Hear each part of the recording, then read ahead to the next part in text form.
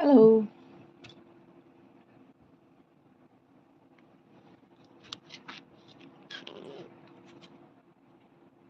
Okay, great. So today we are on day 9 of 31, our daily sketch and of the daily sketch challenge. And we are today going to be looking at chocolate chip cookies. I have shared that our reference photo on my stories, but just so you can see it once again, this is what we're trying to illustrate today. And it's going to probably take longer than 15-20 minutes. So let's see how quickly I can get this done. Yeah, and I'm going to start off with the same A6 size 200 GSM cold pressed watercolor paper. It's 25% cotton, not 100% cotton, but this is great um, for most watercolor applications. Now what I have here is my Faber-Castell 48 color 48 shade watercolor set, and I have been using this now for the last few days. It has a very nice range of colors to choose, a set of colors to choose from. So for today I'm going to pick only a few of those because our cookies are rather not really all that colorful, so we just need a few brown and yellow shades. That's about all. So I'm going to keep all the browns out here, maybe even this. Yeah, definitely keeping all the browns out, maybe even this yellow. What else do we need? Yeah, I usually like to keep a black too. This helps me achieve some amount of dark spots that I might need to add, and that's about it. Consider gray if I want to add a shadow, but I doubt I'll need the gray. Maybe not the gray. Leave that. So that's it. I'm going to keep these away now because it doesn't make sense to clutter the table with all of this. Yeah. Now I'm going to sketch. So I'm going to keep these here. I'm going to sketch the basic outline of our cookie, and the cookie is obviously round, but because of the angle at which we are looking at it, it is a bit oval. So with my pencil, I'm going to make a freehand oval like this. Okay, it's on side.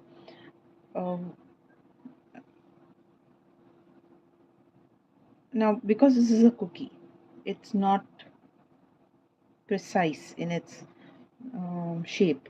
You don't have to worry about how oval is, if your oval is perfect. Really not required, because this cookie is it has a handmade quality as an item, and so it's a baked item. It needs to be a little wobbly. That's really good, actually.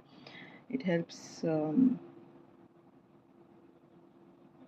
us loosen up. Otherwise we kind of get so caught up in the shape of objects that we think, oh, if we lose the shape or we don't get the shape, we aren't going to achieve what we are going for. But here in the case of this cookie, really there is no such problem. So this oval is more tilted, this is less tilted, not oval, circle. And finally I have the last piece of cookie which sits underneath somewhere here, and it comes out. So most of this cookie is actually covered by the other two cookies. You'll just see that it has a little bit of a shape here. That's it. Next thing is all these chocolate chips that we see. So we can draw some of those in, the ones that are clearly visible. And chocolate chips are triangular in shape. So just a few triangles here and there. Look at your picture. It should give you a guide as to where you could put a few of these. As I always say, these things don't have to be precise. We are not making a portrait of a food item. We're just making a food item, or we're illustrating a food item that once we look at it, we understand what it is. So you don't have to have things in a specific place for it to be identifiable. So go easy with criticism if you are attempting this, because whichever way, whichever say, like even if you make a few changes to the shape that you see from the reference, you are not going to it's not going to look like something else. It's going to look like a cookie, whichever way. Okay, so the ones on the top, these are a little shapely, so I'll just keep putting in a shape there. An inverted cookie, not cookie, chip, chocolate chip. And they're all over the place, really. There's no perfection here. No worry at all. This is one of the great liberties, comforts I have when I do food illustration, that I don't have to worry. The food item will look largely like what we are trying to convey. Okay, small flecks I will leave out. Let it be. We will do that later when we add in some detail. A little bit here. Okay.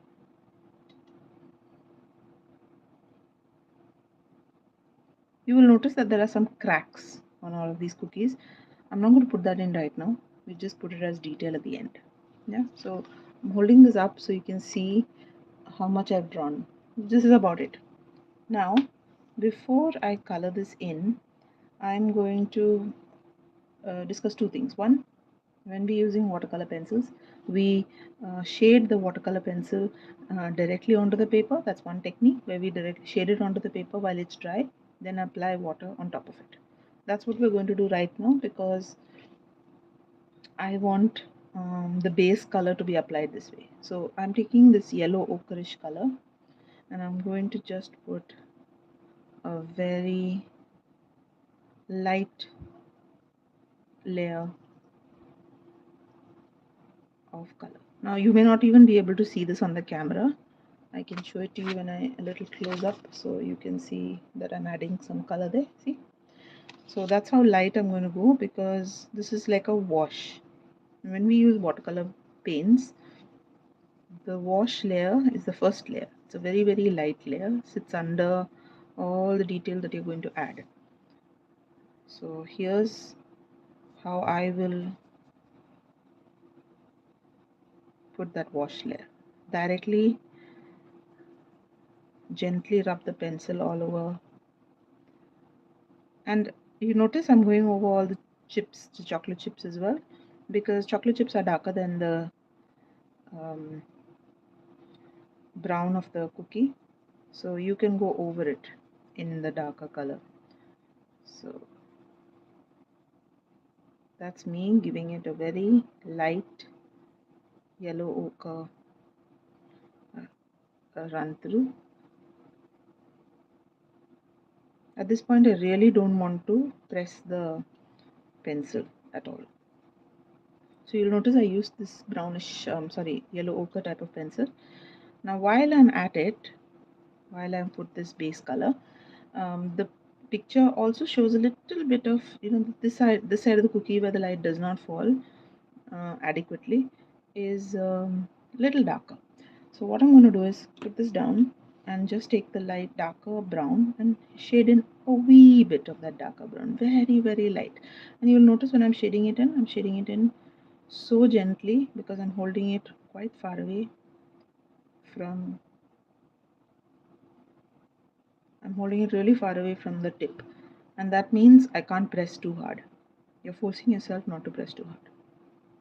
Yeah. So I put in a little shade here. For if you want to understand where the shade is coming from, look at your reference picture. Your reference picture is your guide. It's your signal, like when you're driving. If you're not sure whether you need to stop at the signal, at a junction, you have to look at the signal. The signal will tell you. And that's exactly what it is. Look at your reference picture always. Any question, should I make it darker? Should I make it lighter? Look back at that picture and then see. Judge. Be the judge of what you think you need to do next. Yeah, but let the eye see what is there. So I've put in, if you notice now, because I went in with brown, dark, slightly darker than the yellow ochre, there's a slight shading now. I have a little bit of shading here, here, and most of this bottom cookie is going to be shaded in a little darker because it's almost entirely sitting under this one. So almost no light is reaching directly. It's diffused light. So I'm going to put in that little bit of extra color in the hope that when I wet it, this one will be a little darker than the others.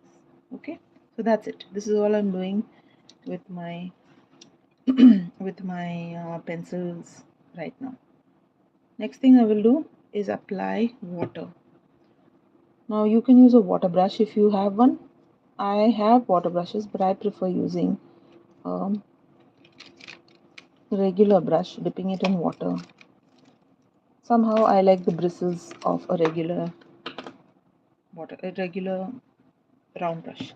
So I will now, this is my jar, water jar, I'll keep it here, dip into it, tap off excess water and start with the lighter color, so obviously the top. Now because this is a wash, you can take a slightly fatter brush than a thin one. You're trying not to dip in the water too many times. Oops, what is that color? I think I may have picked up some color. I should have cleaned my water jar a little bit. Okay. Now let me see how the color looks, the darker portion. Has it picked up any of the dark color? Not so much. I would have expected it to be more. Now this is watercolor pencils for you. See? The moment you add water to it, it starts to dissolve. The pigment that is applied to the paper starts to dissolve. And you have a lovely, smoother look. The grainy look goes off. Okay, let's see if this one is a wee bit darker.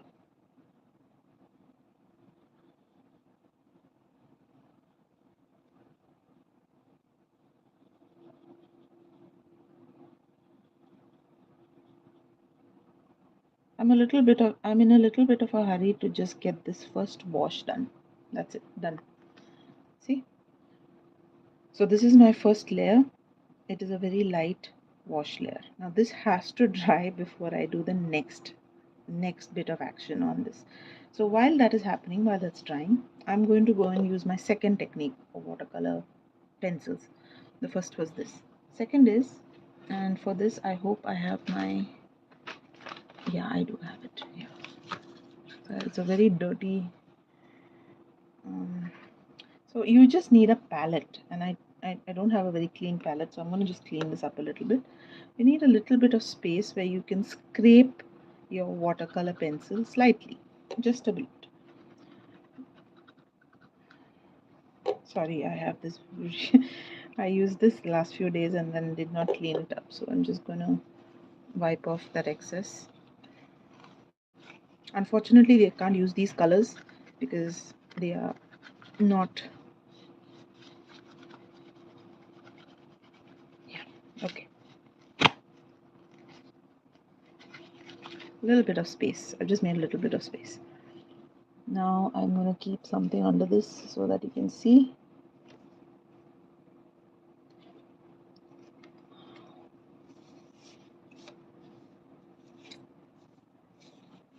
I'm always at a loss when I come to, yeah, that's it, perfect. So I've placed this white paper under my transparent, this is the lid of a box I have, so nothing great there. All right, so while this is drying, I'm going to think of all the colors I've got to use. So one color that I definitely want to use is this brown, which is a little bit brighter than the earlier brown, a little bit brighter. So what I will do is I'll take a cutter, hold my pencil down to the, and scrape the point of my pencil. You will get these little shavings.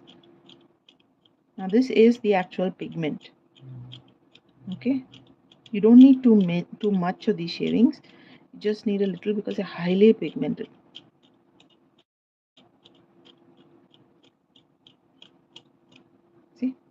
See this bit? So this is my brown. I'm going to keep that back. The next color I would like to take is the yellow ochre itself. So I'm going to take a little bit of that and put it here on the side.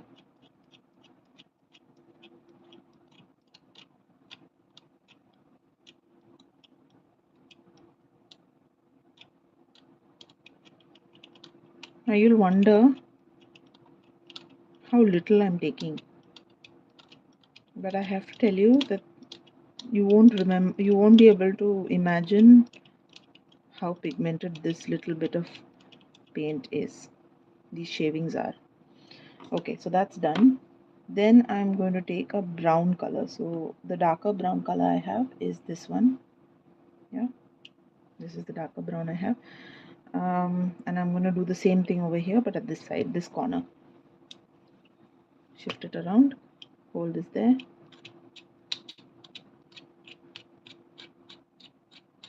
This is my darker brown. Now if you're wondering why I'm doing this instead of just directly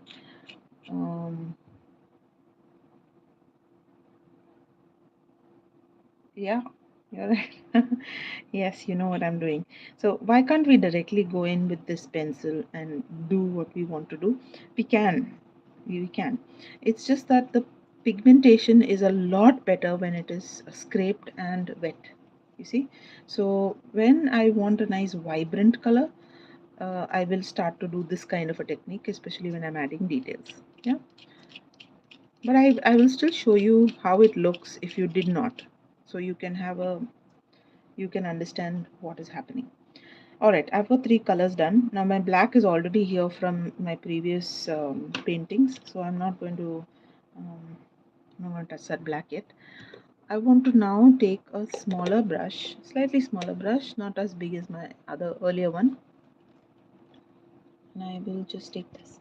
So this is going to be my second application of paint. And I want to activate the yellow ochre for sure. See, add 1 drop of water to this pigment and you'll see how bright the color is. See, okay. And while yellow ochre is a lovely color, it is still very yellow. So I'm going to keep a little bit of that brown, the first brown that I put out. See, this has a nice reddish hue to it. And you could mix these 2 colors now so that your yellow ochre becomes slightly less bright. And why do we need this color? We need it for our second layer, which is basically to darken certain sections. So over here at the corner, sorry, I'll bring this closer so you can see it. Over here and over here, there's definitely some darkening of your cookie, right? Over here and even at certain portions over here on the rim, there's some darkening. And as you go to the other sides and start putting in a little more of this color, your paint is going to run out, right? It's going to run out. And that will fade out all these markings. If you're thinking that these are leaving some marks on the paper, it will fade them out more or less. Then you can clean your brush and just with a clean brush, just wipe off excess paint anywhere. Okay, so now we have got some shading here. Let's do the same thing with that color for this one. Over here, I see the darker color. As I've always said, you need to look at your picture. Your picture is your guide.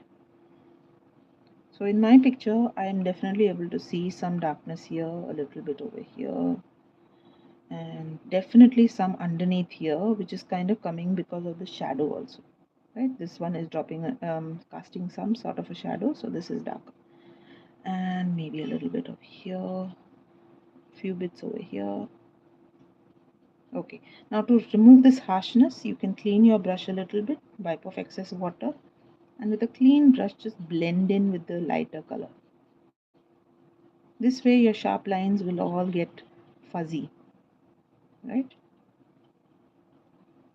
Still, your cookie is far from done. It's really quite less, quite a way off. Some more of this brown, and I'm going to go underneath. My bottom cookie is actually quite dark. In fact, it is quite dark under this, at this portion. Okay, and a little bit here. So start with this portion and then move out your brush to the outer portion where you don't need so much of dark brown. You want that dark brown to sit over here, right? Okay, done.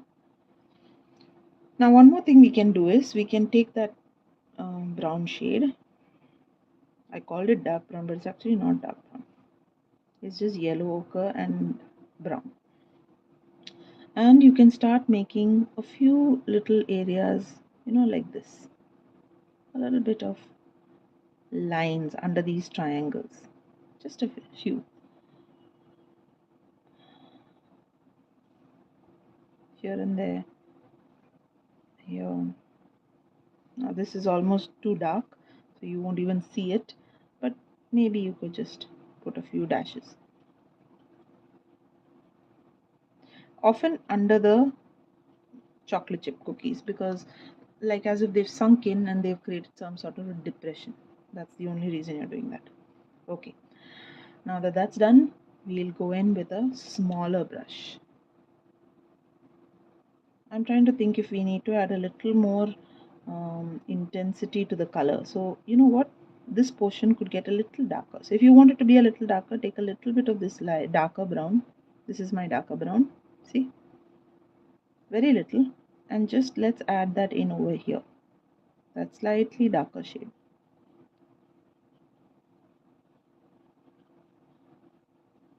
Yeah.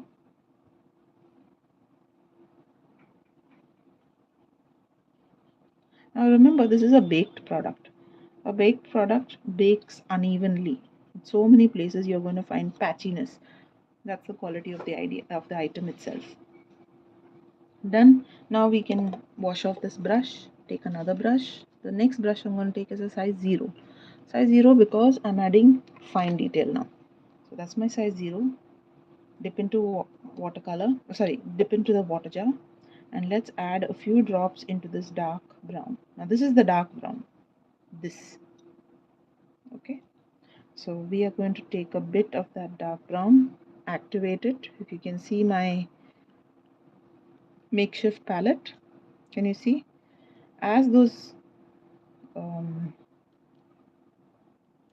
little shavings start to get wet, the intensity of the color is getting darker and darker. And this is the kind of color I want as my first coat of the cookies, the chips. Call it cookies as chips. Okay, so I'm going to go in with 1 drop of water just to lighten it slightly, and let's apply the cookie color. No perfect shapes, just an indication that something dark brown is sitting on.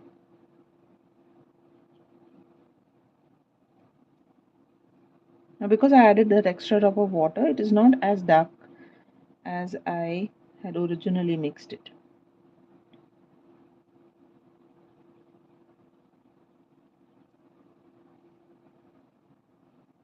Now if you have not marked some chip, you can actually add that in here. So for example, over here I see something over here. You can add that in. You did not draw it, it's okay. You can add it in. You can still add it in. Okay. I will now put a little more water. So when you're working with small quantities of water, you will need to replenish that water.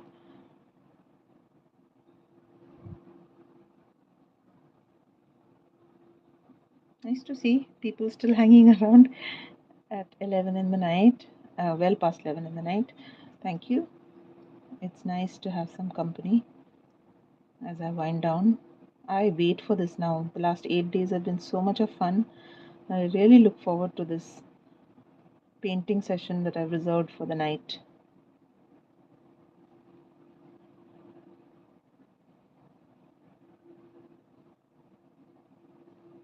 Okay, so many shapes done. On the second cookie.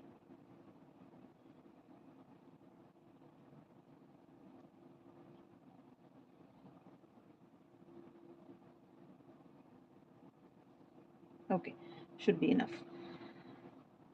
Last cookie is underneath,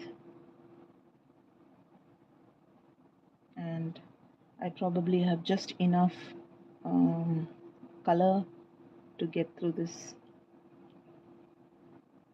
set of chocolate chips.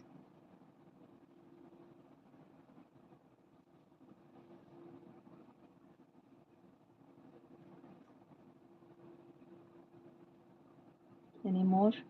One little thing sticking out here, one underneath. Okay, good.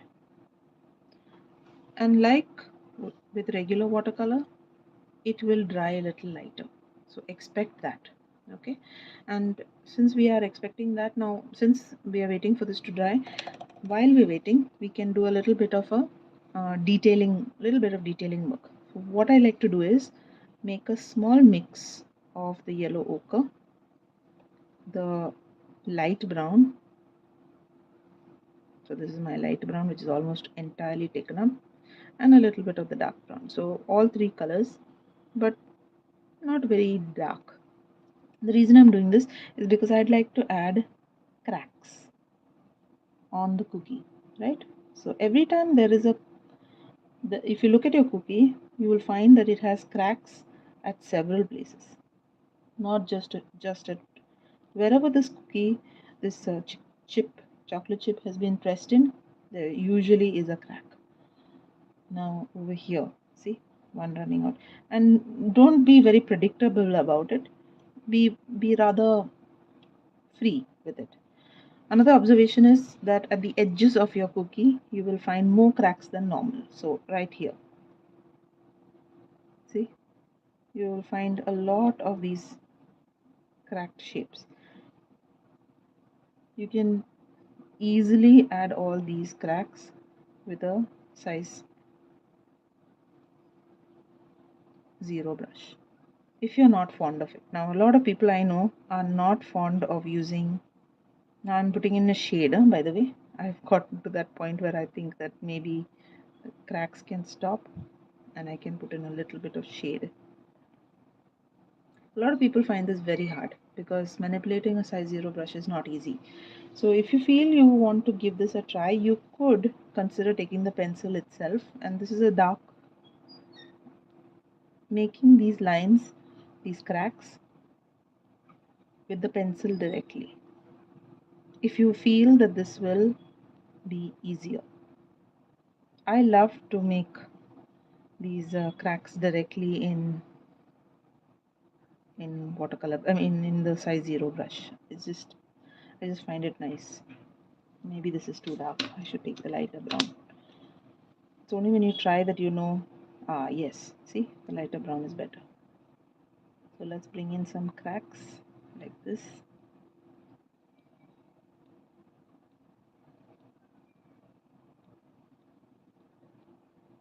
So whatever works best for you, put in your cracks with that. See?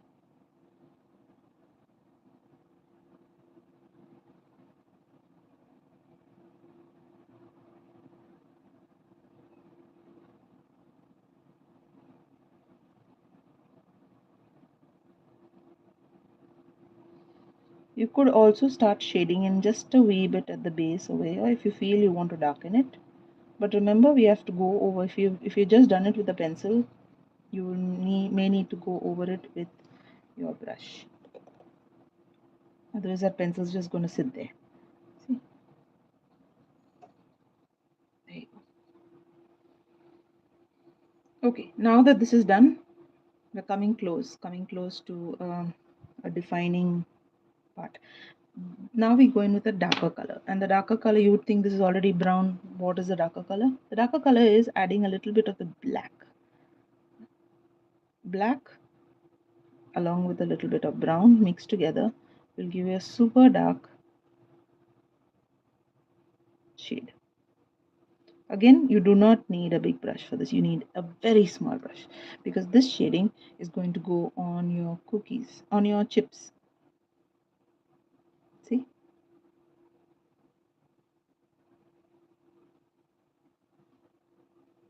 You're just highlighting like the shape, one part of the shape of the cookie, the underside of the chip. I keep saying cookie, but it's actually the chip. The underside of many of these chips can be made slightly darker. In fact, the chips that are there on the bottom cookie, that can be almost entirely dark because they are dark. They're underneath and they have to be just a wee bit dark. There. Now what I'm noticing is I don't see the difference, like the separation between these two very clear. So what I'm going to do is I'm going to do a little bit of detailing. Let's take that brown. I probably need a little bit of, I should shave in some brown.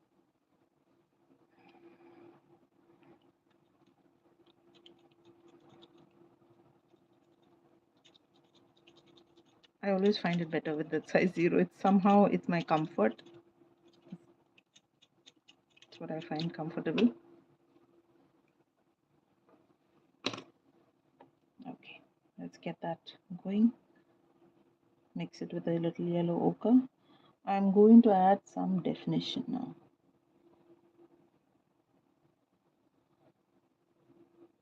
You have to be a little careful with this because this is like an afterthought. You're not really doing this. You're doing this after you have already put in so much of detail. So be a little careful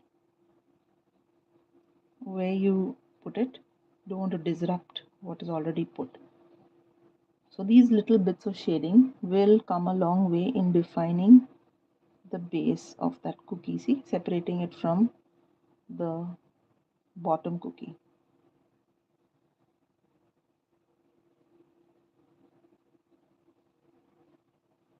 Just a wee bit.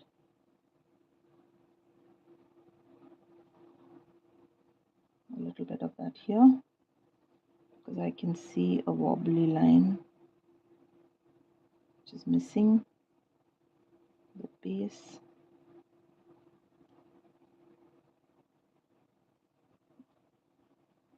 And a little bit over here.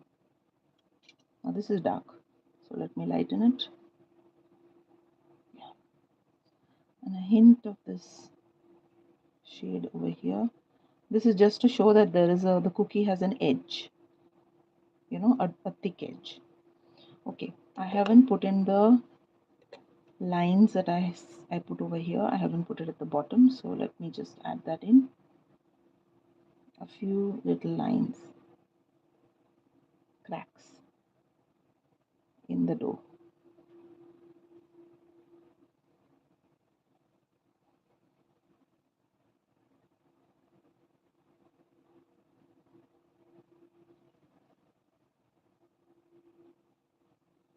Okay,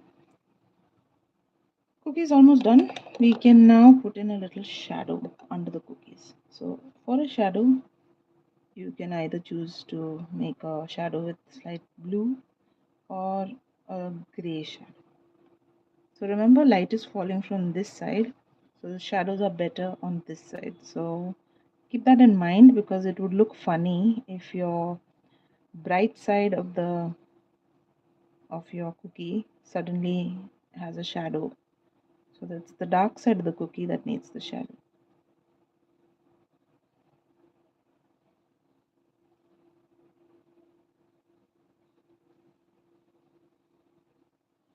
You can soften that shadow a little bit if you like. If you feel it's too dark, just wipe off your brush and soften it slightly. But if you're softening it, soften it on the outer edge. The inner edge can be dark. Going back with my size 0, just for a little bit of detail. You'll notice I'm putting the darker shade on the inner part of the cookie,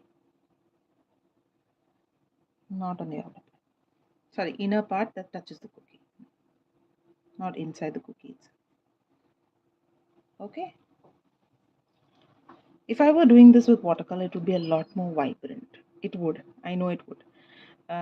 It's not the same with watercolor pencils, but you can achieve quite a level of success, quite a bit of success, even with the watercolor pencils, which I find is good to know, right? Because you may not always have watercolor on hand, and if you have this option, especially if you're traveling, if you have this option of watercolor pencils that will allow you to paint and get quite a bit of detail, then why not? It would just make a lot of sense. All right, I'm done. Now this is me enjoying adding detail.